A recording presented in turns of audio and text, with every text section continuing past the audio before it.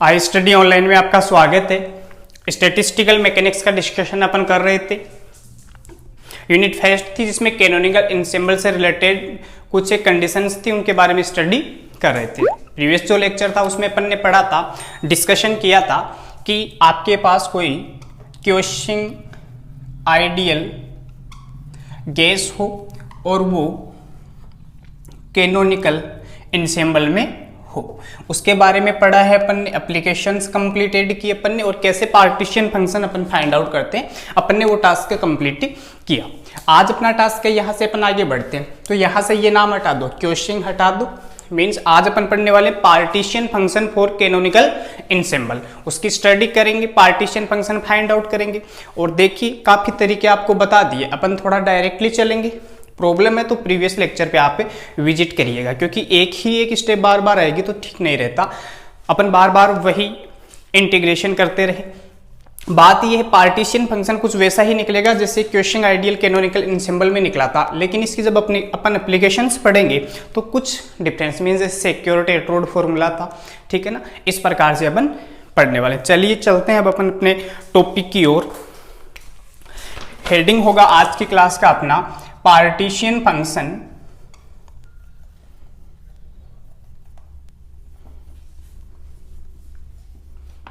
For canonical ensemble. ठीक है जी, कोई प्रॉब्लम नहीं है। फर्स्ट अपना टास्क ही यही होता है, कोई सा भी इंसेंबल क्यों ना हो, पार्टीशन फंक्शन फाइंड आउट कीजिएगा। अब देखिए जब अपन कैनोनिकल इंसेंबल पढ़ रहे थे तो वहां पार्टीशन फंक्शन मीन्स अपन ने तीनों के बीच कंपैरिजन पढ़ा था कि माइक्रो, थोड़ा सा देखिए, माइक्रो कैनोनिकल, ठीक है, नेक्स्ट कैनोनिकल, फिर था अपने ग्रैंड कैनोनिकल। देखिए बात क्या है, माइक्रो को अपन कंप्लीट कर चुके हैं, फिर कैनोनिकल, अपना कैनोनिकल चल रहा है देखिए, लेकिन कैनोनिकल का एक टास्क पूरा कर चुके हैं कि क्वेश्चन आइडियल गैस हो, तब उसके लिए कैसे अपन वर्क करते हैं। Task complete. आज अपन डिस्कशन करेंगे कि नॉर्मल जब आपके पास कैनोनिकल इंसेंबल होता है तब आप पार्टीशन फंक्शन कैसे। और देखिए जब कैनोनिकल इंसेंबल अपन पढ़ रहे थे तो क्या बोलते थे, टीवी बोलते थे इस प्रकार से, यहाँ पे नहीं, टी वी और एन का फंक्शन होता था कैनोनिकल, और माइक्रो होता था यू वी एन का फंक्शन, ठीक है। और ग्रैंड क्या होता था, टी वी और म्यू का फंक्शन होता था। मीन्स जिस सिस्टम की अपन बात कर रहे हैं उस सिस्टम में, मीन्स कैनोनिकल इंसेंबल है, उस सिस्टम में क्या प्रेजेंट रहेगा, टी वी और एन। ये थर्मोडायनेमिकल पैरामीटर वहां पे प्रेजेंट रहेंगे, जिसका अपन अब एनालिसिस करने जा रहे हैं। ये अपने पास थिंग अपने को पता है, प्रीवियस से अपन पढ़ चुके हैं। अपन डायरेक्टली क्या पार्टीशन फंक्शन फाइंड आउट करेंगे। देखिए यहाँ पर थर्मोडायनेमिकल जो पैरामीटर है उनका मीनिंग क्या है, T will temperature, V indicate volume, N indicate number of particles.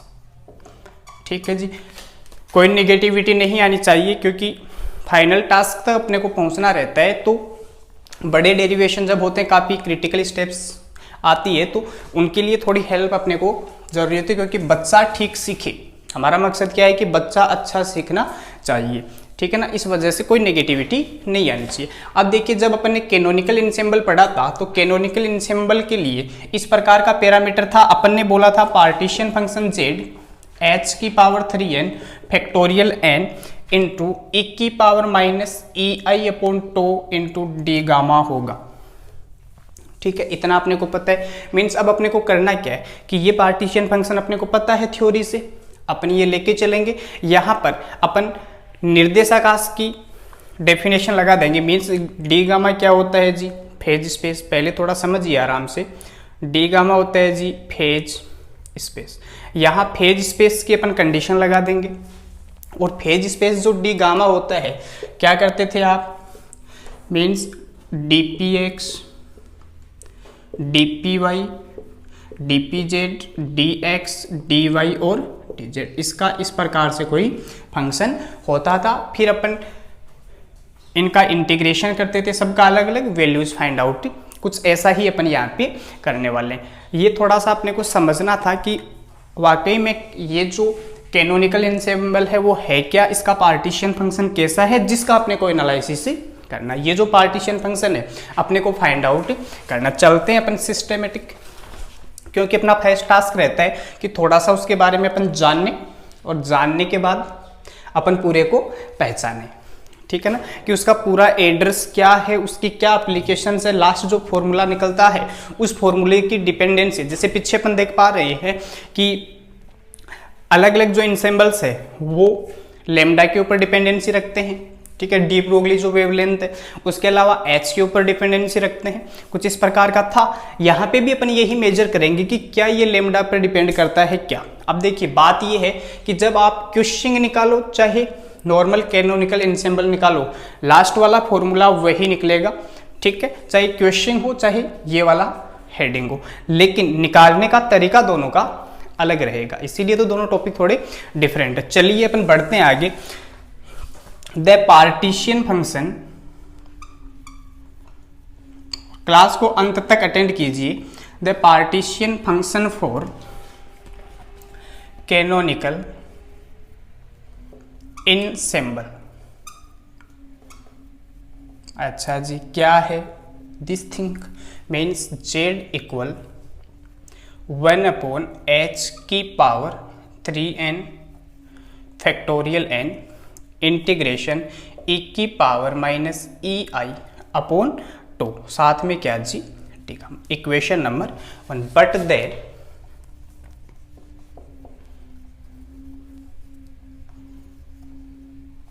Phase space D gamma किस पे डिपेंडेंसी रखता है जी? मोमेंटम पे रखता है, मोमेंटम के साथ पोजीशन के ऊपर भी रखता है, dp into D Q. I V energy लेके चल रहे हैं तो ये भी आई। अब देखिए समीशन अपन ने लगा दिया, मीन्स इस प्रकार से आपको जितना भी लिखना है dp1 dp2 dpn तक आप लिखते रहिएगा, ठीक है ना। यहाँ पर वैल्यू पुटअप करते रहिएगा, आगे से आगे आपको वैल्यू जी मिल जाएगी। मीन्स ये क्या है, कंप्लीटली फेज स्पेस है जहाँ अपना ये tvn का सिस्टम प्रेजेंट रहेगा, ठीक है जी, कोई प्रॉब्लम नहीं है। इक्वेशन नंबर 2, बट अपने को E चाहिए, टोटल एनर्जी E क्या जी? काइनेटिक एनर्जी प्लस, लेकिन ध्यान रहे जब यहाँ पर क्वेश्चन कैनोनिकल एंसेम्बल होता है तो उसमें पोटेंशियल एनर्जी भी प्रेजेंट थी, लेकिन ओनली कैनोनिकल एंसेम्बल यदि अपने पास है तो यहाँ अपन देख पा रहे हैं क्या कोई एनर्जी U की या E की कोई टर्म है? जी नहीं, कोई टर्म नहीं है। इसका मतलब क्या है कि एनर्जी जो EI है वो पोटेंशियल एनर्जी पर डिपेंड नहीं करेगी, थोड़ा समझिए। मीन्स EI काइनेटिक एनर्जी क्या, 1/2mv²। इसका करेक्शन करें, m से ऊपर नीचे मल्टीपल कर दें, प्लस u तो यहाँ पे है नहीं, ठीक है। EI 1/2 क्या लिख सकते हैं जी, p²/m। अब यहाँ I वाले के चल रहे हैं तो यहाँ मोमेंटम भी क्या आ जाएगा, I। मीन्स EI की वैल्यू आपने निकाल ली। इक्वेशन 3, आपको क्या चाहिए, आप अपन चाहते क्या हैं? अपन ये चाहते हैं कि जैसे तैसे हमारे पास जो फेज स्पेस है उसकी वैल्यू हो और उसके साथ एनर्जी की वैल्यू हो, ये वैल्यू हमें मिलते ही हमारा काम हो जाएगा। हम वैल्यूज पुटअप करेंगे, कैलकुलेशन करेंगे, फिर पार्टीशन फंक्शन फाइंड आउट करेंगे, ठीक है। बने रहिए, जुड़े रहिए।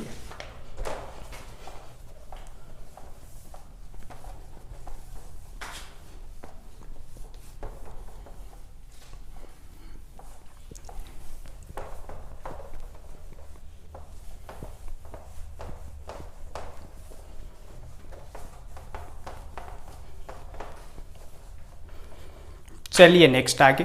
अब आपके पास दोनों वैल्यू है, लेकिन साथ में एक छोटा थिंग हम और बता दें आपको, बट जो समीशन आई डी क्यू आई कहाँ पे लिखा होता है, हमने लास्ट प्रीवियस लेक्चर में प्लेलिस्ट में पढ़ा है, वो देख सकते हो आपकी कैसे निकालते हैं।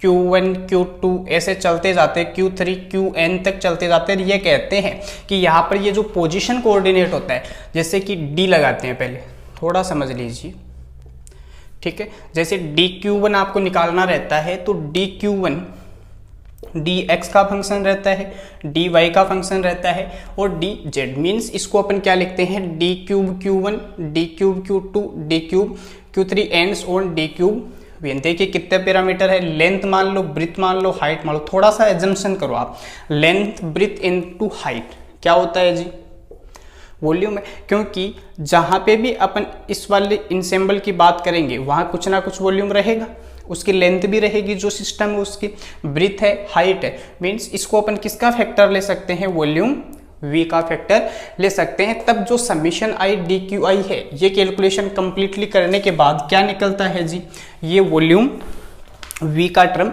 निकलता है। और यदि इंसेंबल में कैपिटल N परमाणु प्रेजेंट होते हैं, ठीक है, TVN है, परमाणु कितने प्रेजेंट है, N, ठीक है। तो N परमाणुओं की वजह से इसकी पावर अपन क्या लगा देते हैं, v की power N। Okay, equation number 4। अब देखिए इक्वेशन 1 का EI अपने पास है, नो प्रॉब्लम। डी गामा अपने पास है, नो प्रॉब्लम। बच्चा क्या ओनली पी रहा। चलते हैं आगे। यूजिंग इक्वेशन 4 इन इक्वेशन 2, पहले यही काम कर लें अपन। तो डी गामा किसके इक्विवेलेंट आ जाएगा जी, summation I D P I अपने पास प्रेजेंट है और साथ में v की पावर, ठीक है। थोड़ा यूं करते हैं अपन कि इतना हो चुका है अपने पास, देखिएगा। Sometimes wait, using equation 2 and 3 in equation 1, ठीक है। इस थिंग को जहाँ पे भी अपने को यूज करना होगा आगे अपन कर देंगे। चलिए आगे, जितना आराम से पढ़ेंगे उतना ही अच्छा समझ आएगा। जल्दीबाजी में दुर्घटना होने का चांसेस रहता है। यहाँ से चलिए आप, z इक्वल 1/h की power 3n factorial n integration e की पावर माइनस ई आई की जगह pi² 2m, ठीक है। साथ में नीचे क्या प्रेजेंट है जी, टो प्रेजेंट है, डॉट। डी गामा की जगह वैल्यू पुटअप करो, summation D P I D Q आई, ठीक है। चलिए आगे, z इक्वल 1/h की पावर 3n फैक्टोरियल n। देखिए ये फंक्शन किसका है, p का फंक्शन है। तो अंदर अपने को इंटीग्रेशन करना है, तो p के साथ p वाला q वाला अलग कर लो अपने।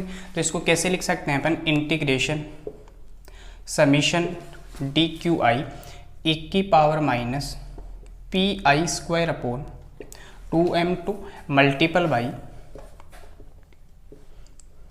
डी पी आई, ठीक है। हो गया इजीली। चलिए, बट यूजिंग इक्वेशन 4, यहाँ पे क्या आ जाएगा जी, v की पावर n। तो z इक्वल टू v की power n divided by h की power 3n factorial n integration e की पावर माइनस pi² 2m2, साथ में क्या आ गया जी, dpi। z की वैल्यू निकाल ली। अब यदि ये z 3 डायमेंशनल होता तो अपन क्या करते, समझिए थोड़ा सा।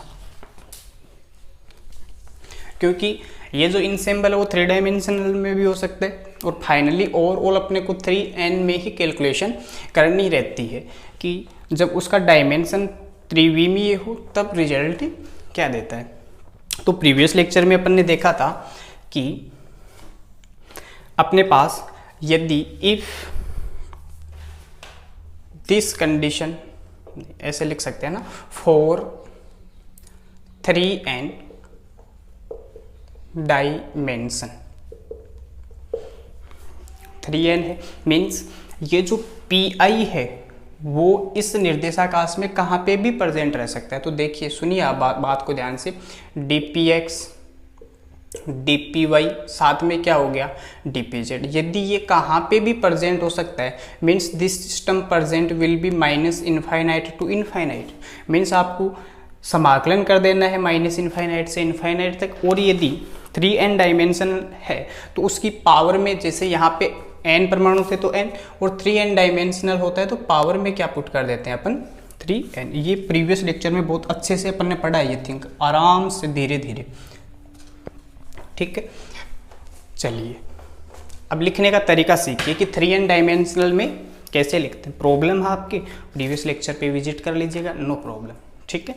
z इक्वल v की power n divided by h की पावर 3n फैक्टोरियल n, यहाँ लिमिट हो जाएगी minus infinite to infinite e की power minus P I square upon 2m2 into D P I, और इसकी पावर कितनी हो गई जी 3n। ये लो अपन ने पार्टीशन फंक्शन को 3n डायमेंशनल में डिफाइन कर दिया। अब अपने को यहाँ से इसका सिर्फ सॉल्यूशन करना है। जैसे ही अपने को इस इंटीग्रेशन की वैल्यू फाइंड आउट हो जाएगी, अपना पार्टीशन फंक्शन निकल जाएगा। देखिए कैसे होगा, आपको भी पता है कि इंटीग्रेशन है और थोड़ा लेंथ इंटीग्रेशन होगा। जब ऐसा फंक्शन आपके पास होता है तो अपन अजम्पशन करते हैं, अजम्पशन करने के बाद सॉल्यूशन करते हैं। देखिए कैसे करेंगे। इमेजिन दैट, इक्वेशन दे दीजिएगा इसको, नेक्स्ट वाला 5। इमेजिन दैट, जितना धीरे अपन चलेंगे अच्छा समझ जाएगा, ठीक है ना। कभी मुझे लगता है कि मैं जल्दबाजी कर जाता हूँ, पर कोई नहीं, फिर से बता देंगे। यदि यहाँ पर जो कांस्टेंट है P I square upon 2m2, इसको यदि मैं टी स्क्वायर मान, ठीक है, मान लिया।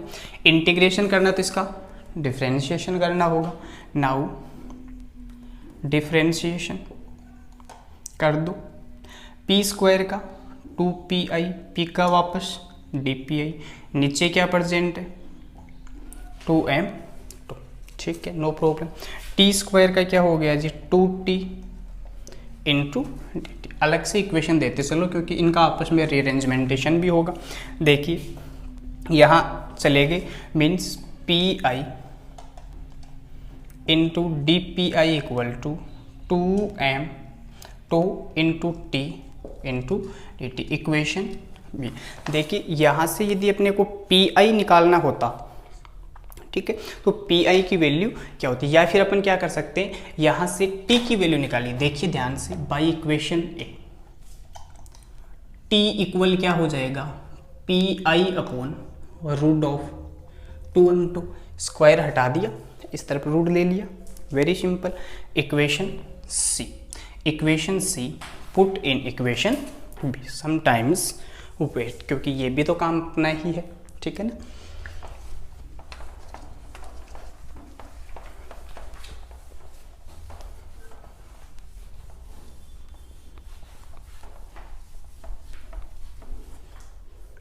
Using equation C in equation B,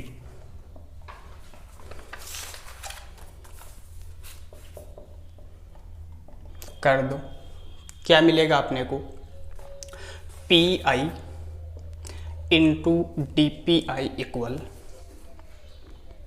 2m टो इंटू टी की जगह पी आई डिवाइडेड बाई और रूट ऑफ 2m2, साथ में प्रेजेंट है यहाँ पे dt। देखिए यहाँ पे 2m2 की पावर कितनी है 1, नीचे कितनी है हाफ, तो ऊपर कितनी रहेगी हाफ रहेगी। या कर सकते हो कैलकुलेशन कैसे, P I D P I 2m2 की पावर 1, इसको ऊपर भेजो, 2m2 की power -1/2 multiple by P I, इसका इसमें डिवाइडेशन 1 टाइम चला गया, D P I equal 2m2। जब बेस सेम होता है तो गाथें जुड़ जाती है, लेकिन माइनस हो रहा है, no problem, into D t. चलिए आगे, d P I equal 2m2 power कितने जी 1/2 into D t. Next term d P I equal root 2m2 into D t, ठीक है। इसको इक्वेशन मान लीजिए डी। अब देखिए डी पी आई की वैल्यू अपन ने निकाल ली, रख सकते हैं डी पी आई की जगह अपन, ठीक है। अब देखिए करना क्या अपने को, P I square upon 2m2, T square माना था, यहाँ धर दीजिए, नो प्रॉब्लम।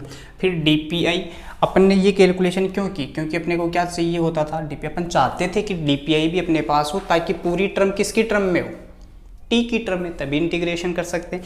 तब अपन ने ये वाला कैलकुलेशन किया, means using equation A and equation D in equation 5, using equation A and in equation 5 कर दीजिए और सॉल्यूशन कीजिए।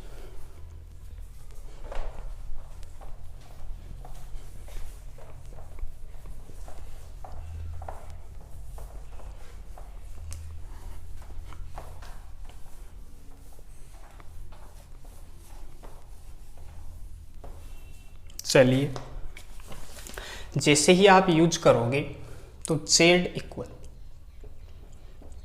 v की पावर n अपॉन h की पावर 3n फैक्टोरियल n। देखिए आपके कहाँ गलत फहमी हो रही है, माइनस इनफाइनाइट रख दो चाहे इनफाइनाइट रख दो, इन लिमिट में कोई चेंज नहीं होना है। Means minus infinite to infinite e की पावर माइनस टी स्क्वायर, ठीक है। और डी पी आई की जगह ये वाली वैल्यू और root of 2m2 into D t. Power क्या प्रेजेंट है जी, जल्दीबाजी करते ही गलत हो जाएगा, चाहे आप हो चाहे मैं हो। v की पावर n अपॉन h की पावर 3n फैक्टोरियल n। ये देखिए इसमें t का कोई टर्म है नहीं, मीन्स ये लाइक एज कांस्टेंट है, कांस्टेंट को बाहर ले सकते हैं, no problem. Root 2m2 integration minus infinite to infinite e की power minus t square d t power 3 equation number 6, ठीक है। अच्छा जी, वापस यहाँ वही कहानी है कि डेफिनेट इंटीग्रेशन अपने पास निकल के आ गया है, तो यूजिंग डेफिनेट, फिजिक्स में भी पढ़ा आपने, थर्मोडायनेमिक्स में जब स्टैटिस्टिकल पढ़ी थी ग्रेजुएशन में, तब ये सारे फॉर्मूले वहाँ आ चुके होते हैं कि डेफिनेट इंटीग्रेशन के कौन से फॉर्मूले यूज करने होते। एक पहले किया था अपन ने, कौन सा जी, ऐसा था ना, e की power minus alpha x square, दोनों साफ देख लो। और यदि कहाँ, यहाँ लिखते हैं अपन यूजिंग डेफिनेट इंटीग्रेशन, यदि कहाँ लिखा है minus infinite to infinite e की power minus alpha x square, तो इसकी वैल्यू होती है root of pi upon alpha, no problem.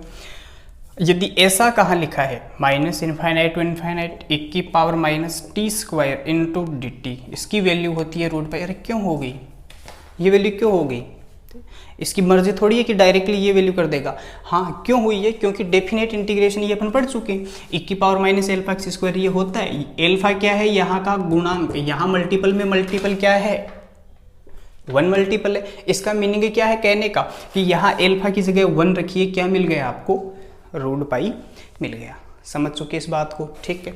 इसको इक्वेशन दे दीजिए कोई 7, इक्वेशन 7 यूजिंग इन इक्वेशन 6, ठीक है। देखिए ध्यान रहे आपको 2m2 अंदर था, इसकी पावर भी कितनी प्रेजेंट रहती है, 3n प्रेजेंट रहती है, ठीक है ना। यूजिंग इक्वेशन 7 इन इक्वेशन 6 कर दीजिए और क्या मिलेगा फाइनली देखिए। क्लास को अंत तक अटेंड कर लीजिए, ऐसा कोई स्टेप नहीं रहेगा जो आपको परेशान करेगा।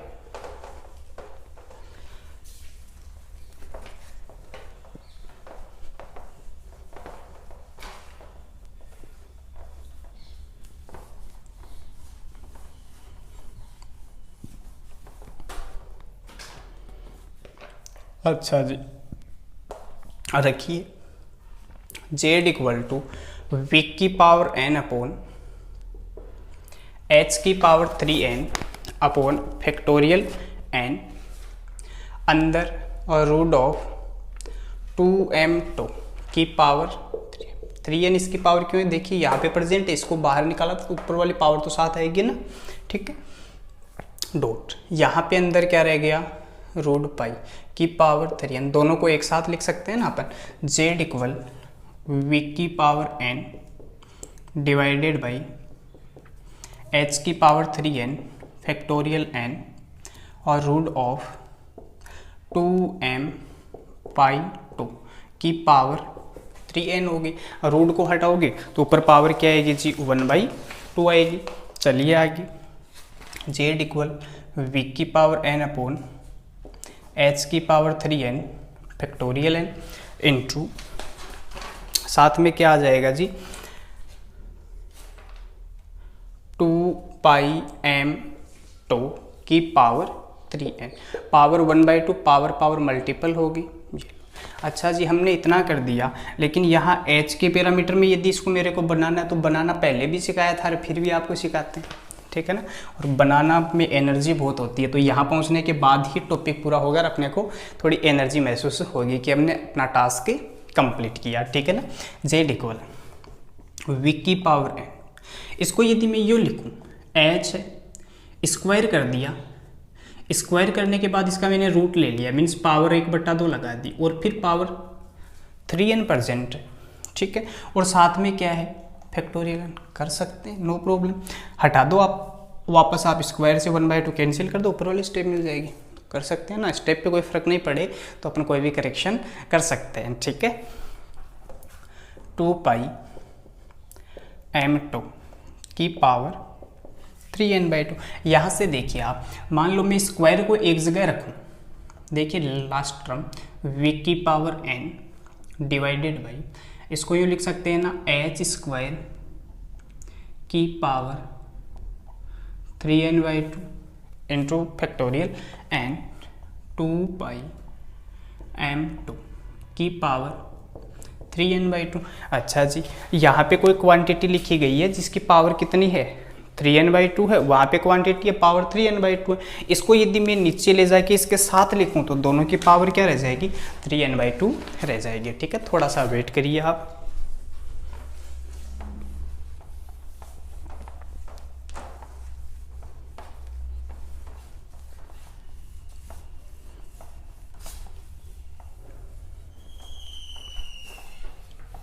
जब भी कभी कोई क्लास अटेंड करते हो आप अंत तक देखा करो, तभी आपको पता लगता है कि कैसा रिजल्ट निकलेगा। बीच में स्किप कर देते हो तो फायदा नहीं रहता देखने का। और ख़ास बात बता दूं, जिस क्लास में थोड़ा टाइम लगता है उसी क्लास में अपन कुछ अच्छा सीख पाते हैं।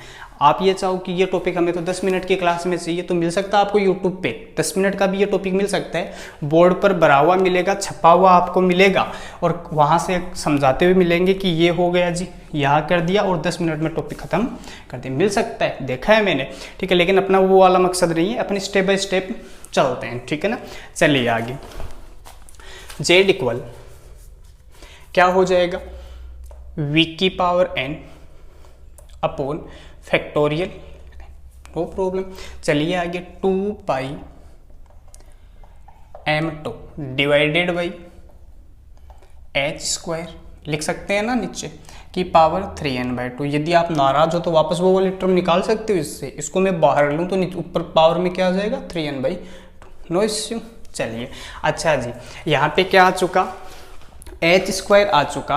तो अपन डी ब्रोगली वेवलेंथ जानते हैं, काफ़ी बार आपको बताया है कि डी ब्रोगली क्या होता है, ठीक है, यूज कर देंगे। शायद ये इक्वेशन हो गया eight. Next, now we know that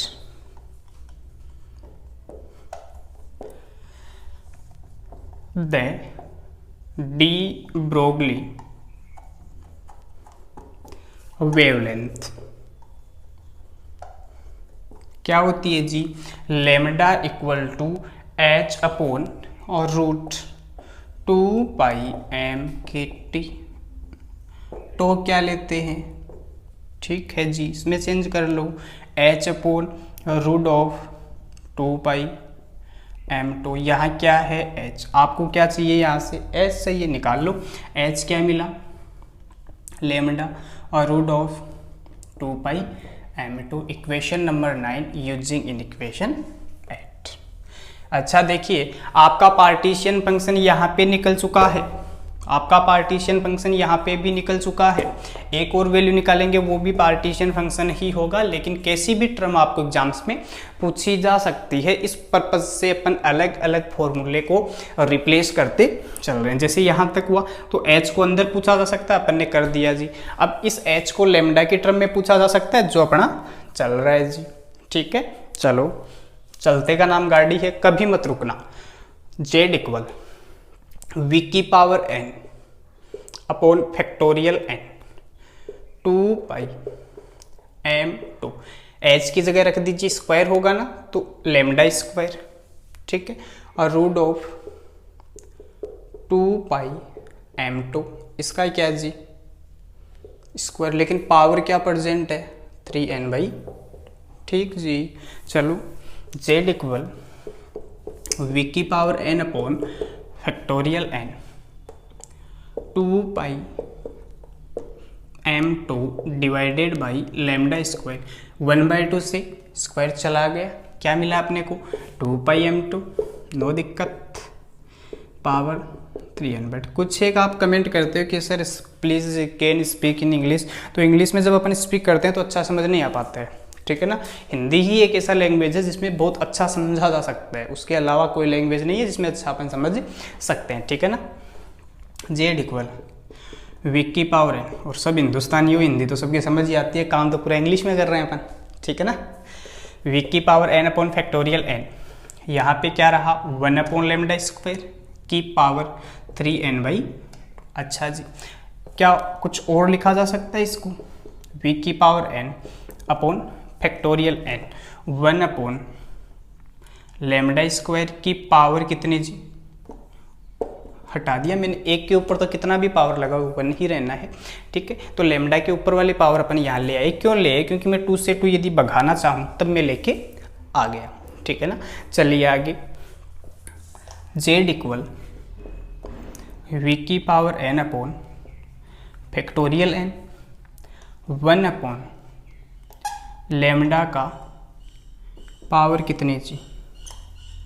अब बात कुछ ऐसी है दोस्तों कि आपको ये वाला फॉर्मूला भी पूछा जा सकता है इन एग्जाम्स इन कंपटीशन, लिखेगा अगला कैनोनिकल एनसेम्बल, ये वाला फॉर्मूला भी आपको पूछा जा सकता है, अपन ने डिराइव किया है, ये वाला फॉर्मूला भी आपको पूछा जा सकता है कि लेमडा का कोई फंक्शन दे दे, ठीक है, किसी कोई भी फंक्शन दे दे और उसके बाद कहे कैनोनिकल एनसेम्बल के लिए हमें पार्टीशन फंक्शन चाहिए, तो कुछ नहीं करना, रिजल्ट अपन जानते हैं, सीधी सीधी वैल्यू। खास बात क्या है, चाहे क्वेश्चन हो चाहे सीधा सीधा कैनोनिकल हो, दोनों के लिए पार्टीशन फंक्शन तो सेम ही रहना है कंपटीशन के लिहाज से, ठीक है। हाँ, थ्योरी में जब एग्जाम्स में पूछा जाए आपको एमएससी में, तब आप दोनों का डेरिवेशन अलग अलग करोगे, करना पड़ेगा, ऐसा नहीं है सेम वही छापो, रिजल्ट सर रिजल्ट वही है तो वो कर सकते हैं, हम नहीं कर सकते हो, ठीक है। जो अलग तरीके से है तरीका आपको वही लगाना रहेगा।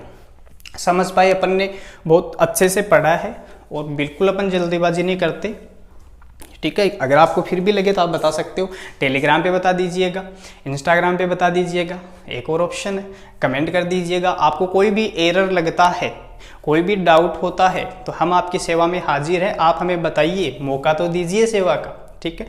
अपनी क्लास कंप्लीट हुई, उम्मीद है लास्ट तक आप मेरे साथ बने हो। यदि लास्ट तक लेक्चर अटेंड कर पा रहे हो तो इनको ज़्यादा से ज़्यादा लाइक शेयर और सब्सक्राइब कीजिएगा, क्योंकि आपके लाइक शेयर और सब्सक्राइब से ही हम मोटिवेट होते हैं और उससे अच्छा लेक्चर आप तक लाने की कोशिश करते हैं। Thank you.